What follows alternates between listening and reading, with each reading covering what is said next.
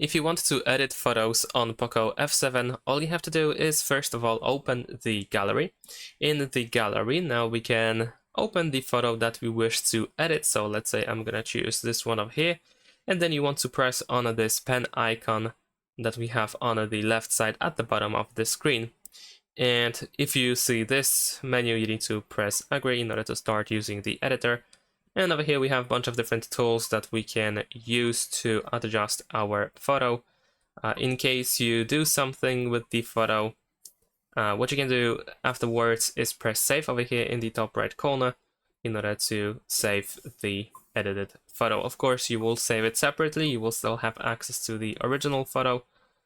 And yeah, that's pretty much it.